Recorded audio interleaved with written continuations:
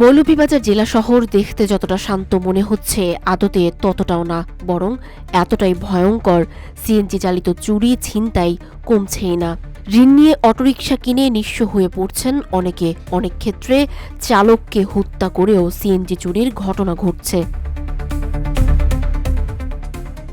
বিগত 2 বছরে মৌলভীবাজার জেলায় সিএনজি চুরির ঘটনা ঘটেছে শতাধিক।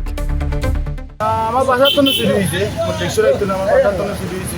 আমি তো গাইছি রে ভাই, বহুত বিপদ পাইছি।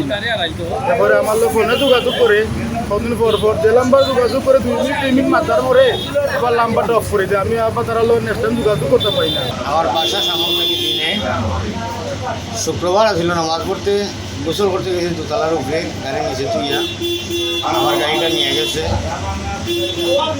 ল্যাংড়ার বাহিনী। যাওয়ার পরে আমি লেজার সদর থানায় জিডি করছি। অনেক খোঁজাখুঁজি করার পরে পাইছি না, আমার গাড়ির পিছিয়ে দিয়ে আমার নাম্বার আসিল।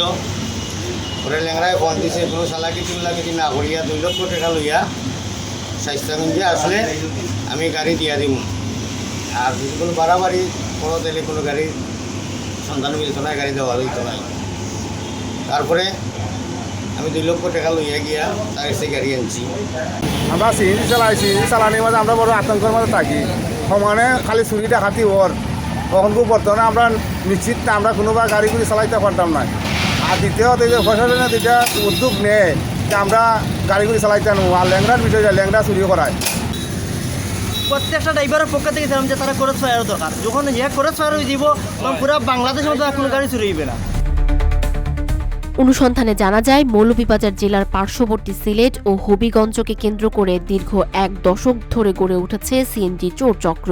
এতে জড়িত আছেন চোর চক্রের সর্দার আবু তালেব ওরফে ল্যাংড়া তালেব।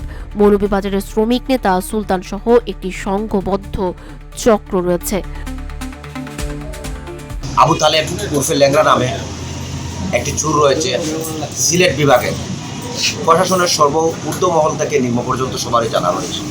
দুর্ভাগ্যবশত এই চোর পুলিশ প্রশাসন গ্রেপ্তার করার পরও জেলের ভিতর থেকে তার কার্যক্রম চালিয়ে যাচ্ছে, কারণ তার সহযোগীরা বাইরে রয়েছে। আমার মনে হয় আবু তালেবের সাথে যারা মামলার সম্পৃক্ত রয়েছে, আসামি হিসাবে রয়েছে, তাদেরকে যদি পুনরায় গ্রেপ্তার করে তাদেরকে শক্তভাবে জিজ্ঞাসাবাদ করা হয়, তাহলে হয়তো এই অসহায় শ্রমিক মালিক এই চোরের হাত থেকে নিস্তার পাবে। সম্প্রতি আবু তালেব পুলিশের হাতে গ্রেপ্তার হলেও বাকিরা ধরা ছোঁয়ার বাইরে থাকায় উদ্বেগ জানিয়েছেন শ্রমিক নেতারা।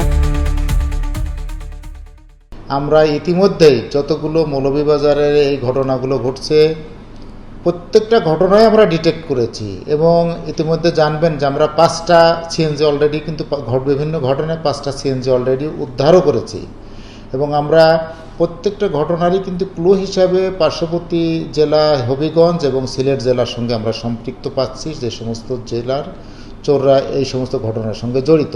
তাই আমরা একটা তালিকা, আমাদের পুরনো তালিকা আছে এবং বর্তমান তালিকা আমরা কম্বিনেশন করে আমরা আমাদের আভিযানিক কার্যক্রম অব্যাহত রেখেছি।